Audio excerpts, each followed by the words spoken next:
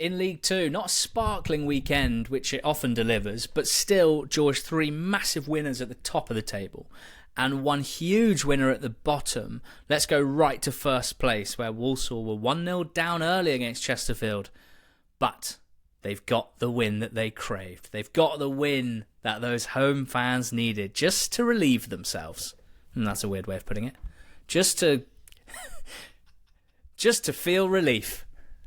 I'm sure they all relieved themselves on the way home anyway, after a nail-biting last half an hour. I don't think we can underplay just how significant a result this is in League Two, in the title race and the promotion race. The Walsall have squandered 2 leads in the last 2 games. They were beaten by Colchester, having been 1-0 up, and then they drew with Gillingham, having been 1-0 up.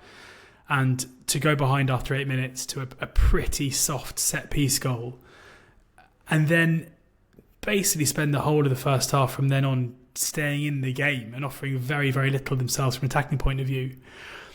If you're a Walsall fan at half-time, I'm pretty sure you're sitting there thinking, this is done. Like, we are now just not a good... We've lost whatever we had that made us so good, made us so strong. The belief is low.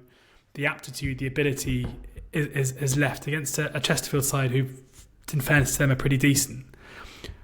Whatever happened at half-time, what we saw in the second half was exactly what we've become used to seeing from Walsall. They had next to none of the ball. If you look at the attempted passes within the second half, Chesterfield with 263, Walsall with just 118. However, Chesterfield only 3 shots in the second half, all of which were from range. Walsall, for their 82 completed passes, 5 shots, 3 big chances and 3 goals. This is exactly back to what we became used to seeing from Walsall, like an unbelievable efficiency with the ball, an ability to create chances, and an out of possession shape that meant that they would be happy for teams to have the ball and create very little. Jamil Matt scored the first goal, and then 3 minutes later, Ellis Harrison with a free header at the back post, some shocking marking, both goals coming from set pieces. The Thompson in goal for Chesterfield, clearly thought he'd been fouled for the second. I didn't really see too much in it. Then the third goal came from a high turnover where Shackelford, it's horrific optically. He kind of passes it straight to the Walsall player. And then either because he knows he can't get there or just because he's so knackered, he just decides just to stand still and just watch the counter-attack unfold as the ball is squared to Amanchi, who finishes in the 10th minute of stoppage time.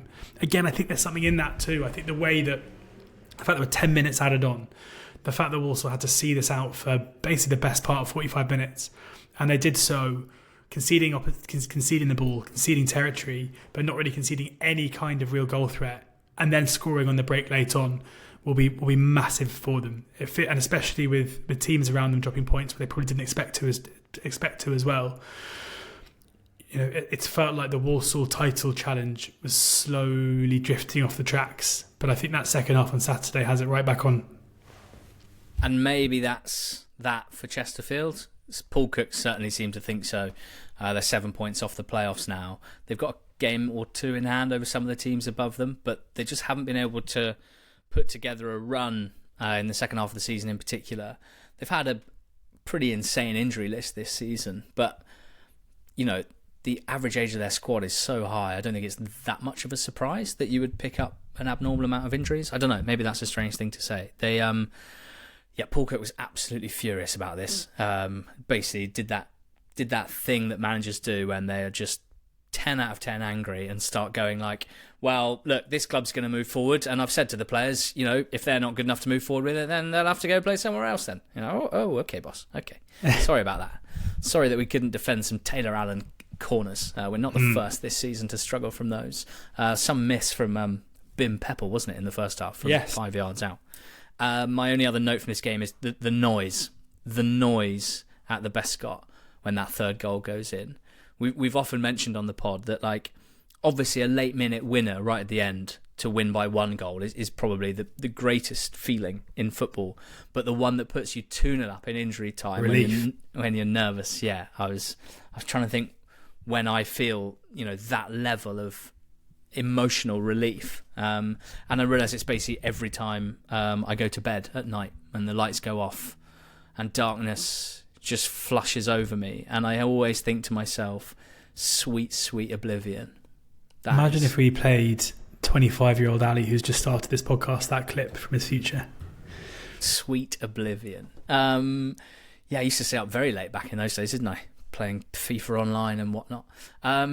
Wimbledon beat Salford 1-0. They are big winners of the League Two weekend. Matty Stevens scored his 20th goal of the season, streaking away on the break, running from the halfway line, 1v1. And instead of squaring it to Marcus Brown, as you probably should do, he went himself. To be fair, Brown didn't even look like he was expecting the ball. I think he knew that Stevens was going to try and score, and he did. Just squeezed it under the keeper. I think there's a scenario where the keeper saves that, and Matty Stevens basically has to retire because it would be such a selfish decision to have made, and you just have to score when you do that. And he did. Was there a pullback on John Taylor by Marcus Brown in the build-up? Probably. Could have been given as a foul. But this Wimbledon team, I mean, excellent at home, where they've won 6 of their last 7 games to 0. They have played 2 more home games than they have away games, so that they have a trickier slate of fixtures to come. More games on their travels than at Plough Lane. Exceptional defensively, which we've kind of known all season, but it's just becoming more and more sharply in focus as the stats keep coming. They've conceded 8 goals less than any other team in the division. They've kept 3 more clean sheets than any other team in the division. And then, to top it off, astoundingly good when they score first, George, which they've done in 16 of 30 games, which is all right. It's not amazing. But from that point, they've won 15 and they've drawn 1. From the moment they've gone 1-0 up, they've only conceded 4 goals in the 16 occasions they've scored first. And this game, which I watched part of because it was one of the early kickoffs, sort of Sky multi-viewing vibe for me, I've noticed it a few times this season.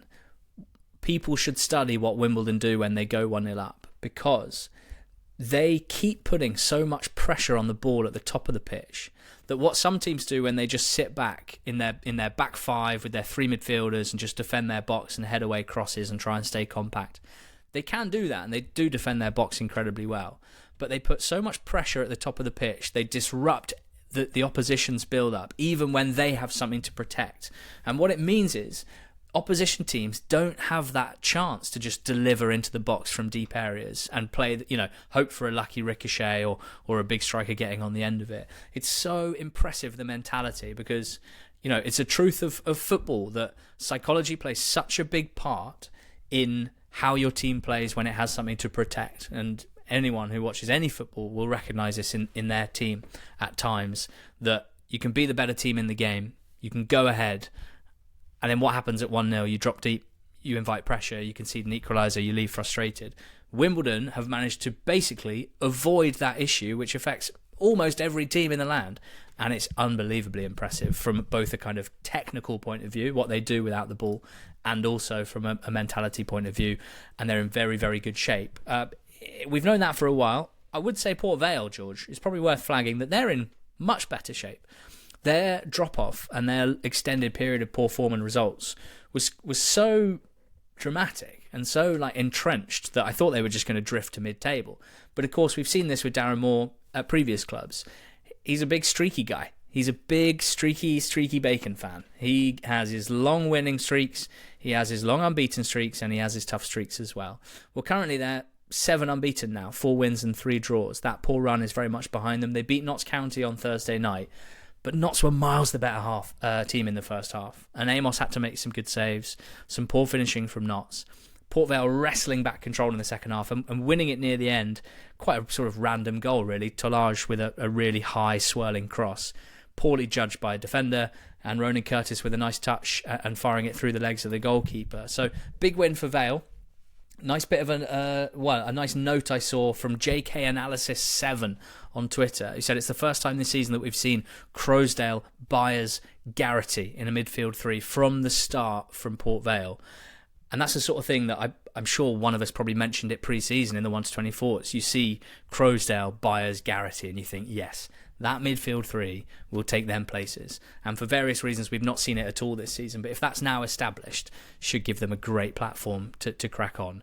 I must say I still don't feel hugely convinced by Vale when I watch them.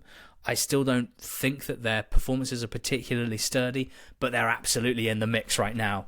And they've got more home games than away games. 9 of their 16 is to be played at home, same as Notts.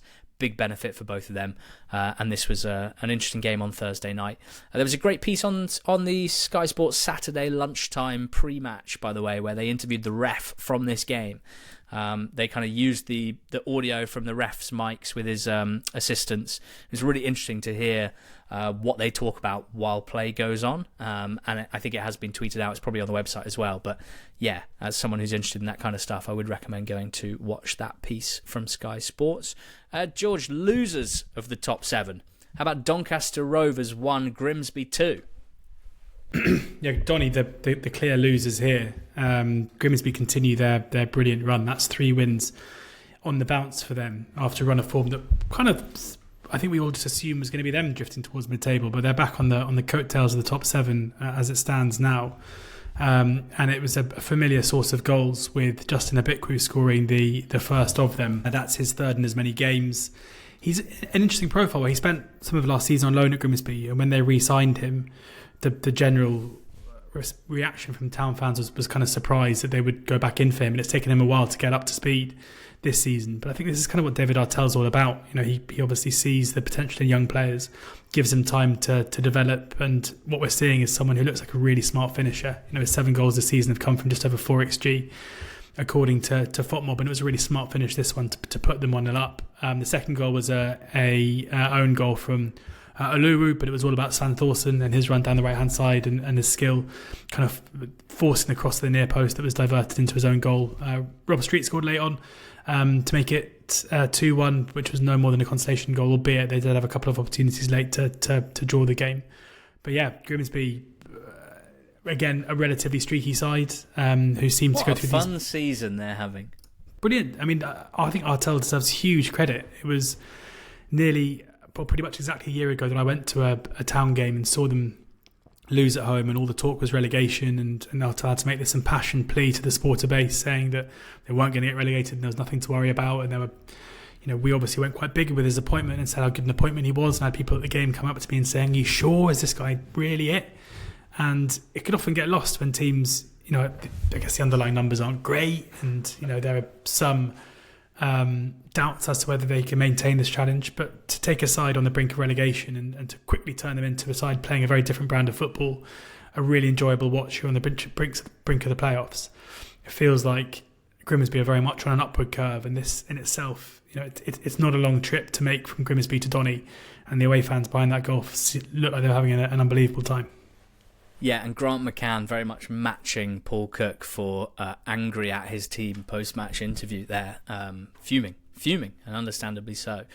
Bradford drew 0-0 with Newport, but in doing so jumped above Donny into 3rd place. There was a red card early here for Shepherd as Courtney Baker-Richardson ran clear. Absolutely exceptional piece of play from Bobby Camwer, by the way. Check that out and then work out whether you think it should have been a red card or not. For me, I think it's quite hard to see the exact strength of the tug, the pullback of the shirt, and how much Baker Richardson makes of it by hitting the deck. I mean, if there is a pull, then it's a red card because it's a great through ball and Baker Richardson is running clear and would have a clear shot at goal. So I think Bradford responded pretty well to having 10 men for most of the game. It probably, blunted their attack somewhat, but Newport didn't exactly batter them, didn't come onto them, and it wasn't a classic in the second half. It's probably a fine point for both teams in the circumstances, to be honest. I'm not sure I'd say the same for Gillingham and Crewe, who also drew 0-0, as it's Gill's now 11th game without a win and 6 for Crewe, so I think both of them really looking to get back on the winning trail. Crewe had a couple of chances in the first half, but it was second half domination for Gillingham. They had 16 shots inside the box in total, and one controversially disallowed goal. So Bradley Dack scores near the end. A ball just pops up inside the box right on the goal line, and the goalkeeper goes for it, and Dack kind of backs into him so the keeper can't reach the ball and then stabs it in. And Brad Gallinson, the Gillingham owner, who's likes tweeting, he tweeted something after the game like, "I'm going to call Bradley Dack and congratulate him on his goal." And I was like, oh, God, what's happened here? And then I watched it and I was like, actually, am I happy to live in a world where goalkeepers who are just being a bit soft get protected like that? And then I thought, you know what? Let's put it to NTT20 squad. Let's play a game of You Are the Ref. So I posted the clip on the NTT20 squad. Some very smart people on there in the League Two channel. And 58% said free kick, foul on keeper. And 42% said they thought it should be a goal. And I think that just sums up that sometimes decisions are just quite difficult, and even smart people don't necessarily agree on what it should be. Sorry, Brad Gallinson. NTT20 squad says correctly disallowed. Gillingham 0, Crewe 0. Big one down the bottom was Morecambe 2, Accrington Stanley 0. How many times this season have we said on a Monday, and Morecambe have lost that game 1-0 or 2-0, and they had a big chance at 0-0, but they didn't take theirs, and then the opposition have done them on the other end. Well, I'm here to say they got the luck. They got the luck in this one, right?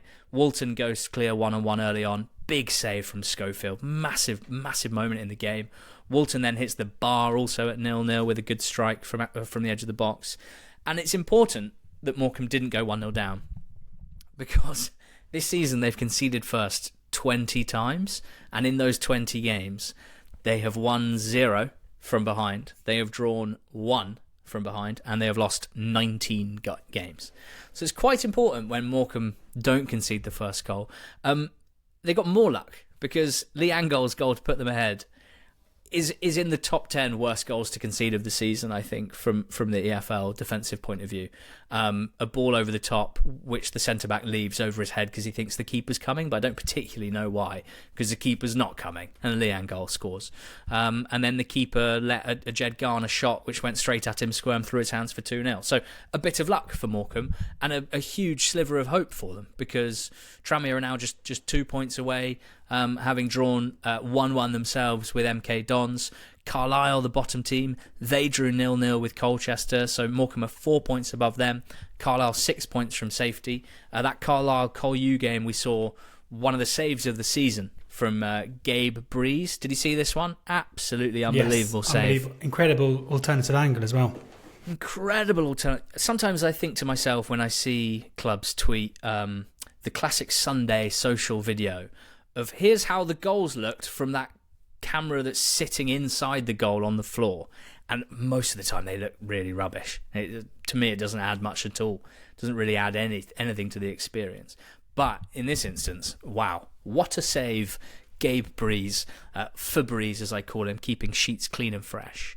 Matt Macy made a good saving goal for Colchester as well from an Embleton strike. 0-0, Colchester second most clean sheets in the league behind Wimbledon. Still putting together a great run, but their slow start to the season means they've got a lot of ground to make up. And then Tranmere, could they get a win at home to MK, who are on such terrible form? It was one of those games that neither team could win. And we saw that because Orsi capitalised on a terrible mistake from Drysdale to put MK 1-0 up. And then Tranmere had about 4 penalty appeals in the space of a minute, finally got given one, which Norris scored for 1-1. 2 poor teams, drawing 1-1. And I just wonder, George, you're going to tell me about Harrogate 1, Swindon 0, which is a massive result for Harrogate, just keeping that zone at arm's length as they have done all season. Just when you start to worry about them, they get a win out of nowhere. As you see it in League 2, 2 relegation places, between how many teams are you still keeping this open for? Is it 3? Is it 6? What? Is it somewhere in between? Yeah, Tranmere, Morecambe, Carlisle. It's 6. Like there's no, you can't take Accrington out of that. I mean, Morecambe are only 4 points off Accrington as it stands right now. Okay. As someone who's been arguing with my fellow Oxford fans about, who's in the race and who isn't, and we're 10 points clear of the relegation zone. I think Gillingham are a side who at the moment are really struggling for form and struggling to win games of football, and therefore, if they're on 34 points from 30 games, but quite a few of those points came in the first 5-6 games of the season, there's no reason why they won't or can't end up on 42, 43 points. If that's the case, then obviously Morecambe are there to shoot at them, possibly even fewer. So yeah, definitely 6 teams in it at the moment. I mean, with Carlisle, the gap is now 6 to Tranmere. I think we have maybe seen some signs of improvement under Mark Hughes, definitely from an attacking perspective, maybe, but still, haven't got that win as of yet. It feels like all 6 teams are basically in pretty poor form, with Morecambe maybe the only ones who can make a case for being the side who are playing okay at the moment. They're occupying one of those 2 spots. So definitely 6 to in it. I mean, Harrogate needed this win because it's been quite a long time since they last won a game. Hosting Swindon, they'd had a really tough run of games, and I've been speaking quite a lot about how I feel like they've actually acquitted themselves pretty well in quite a few of those games. Certainly the MK Dons game, certainly the Crewe game and the Doncaster game too. Maybe the poorest display coming in that 1-0 defeat away at Bradford, albeit Bradford's so dominant at home right now. Here, Swindon with a better side in what was a pretty abysmal first half. The only moment of any real note came with Harrogate being awarded a penalty, which was then overturned by the linesman. The second half came, and Jasper Moon, with again a second phase from a set piece, just kind of flicked home to make it 1-0. Plenty of opportunities from Swindon to get back into it, and James Belshaw, having made a relatively high-profile mistake a couple of weeks ago, with a couple of really strong saves from Harry Smith to keep the game at 1-1, and I'm sure he'll feel very, very happy that his performance here was strong. Given that there aren't very many media outlets that talk about League Two in any depth, if you say someone's made a high-profile mistake, it's probably because you're the one that's flagged it. As I said when I spoke about it at the time, I know that he's listening. I know he listens to the pod. He's listening right now to what I'm saying. He's chuckling away in the car to himself. So I'm going to say it's a high-profile mistake and then give him his flowers and say, but he was the key reason why they got all 3 points. I think given how good Ian Holloway Swindon have been from an attacking perspective, in the last few weeks for Harrogate to keep them out, to keep a clean sheet and to defend their lead for half an hour or so will give them huge belief. And as I said, I think if they continue to play the way they currently are, when they're not playing against some of the best teams in the league, they'll pick up points and the requisite points needed to stay up. I think they'll be fine. But they're obviously still in the mix, as it were. So Andy Wing's Barrow were 2-0 up at Cheltenham. And it's one of those where you're like, oh, God, that's an impressive start to the game away from home. And then you watch it and you're like, no, just an absolute horror show from the Cheltenham keeper, Day, for the first goal. And then Scott Bennett, the centre-back, for the second goal, scored by Foley and Whitfield. Barrow kind of being just gifted 2 goals. And you think, well, make the most of that. In this life, in this game, how many gifts do you get given? Very few. You got to make your own luck. Or something like that. Barrow didn't make the most of it because they lost this game 3-2. Cheltenham came roaring back in the second half. The first attack after going 2 down was an Adedokan cross. Taylor with the near post header saved back to him, smashed in 2-1. 10 minutes later, the keeper Day catches a cross and wallops a perfect pass forward out of his hands. A sort of goalkeeper through ball, Taylor latching onto it, cutting inside, scoring 2-2. And then 5 minutes later, second phase of a set piece, Ethan Williams with the cross, Ashley Hay smashing home. First ever league goal for the Brentford loanee, first ever league assist for the Man U loanee, Ethan Williams, and a big win for Cheltenham Town. Solid as a rock in the centre of that league table. Solid as a rock, Cheltenham. Tell me about Bromley 1, Fleetwood 0 to finish us off. First thing to mention how weird it was to get the highlights up and suddenly see no stand where there was once a stand at Bromley.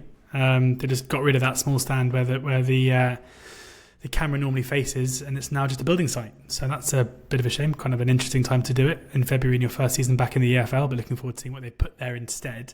Fleetwood had the best chance in the first half, ahead of just wide from a set piece.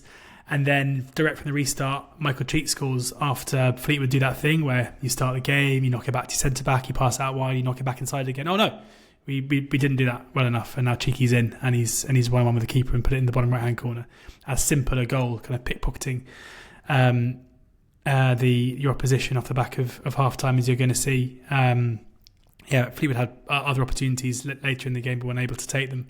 Again, we're seeing kind of Jekyll and Hyde performances from Fleetwood Town at the moment, unable to maintain the kind of levels we're seeing in their good performances and throwing in some poor performances against teams you'd maybe expect them to do better against. But I think the overwhelming signs are still pretty good under Pete Wild. But Bromley will feel happy that they're returned to winning ways at home after a good result against MK in midweek. Back-to-back wins after a difficult run of games.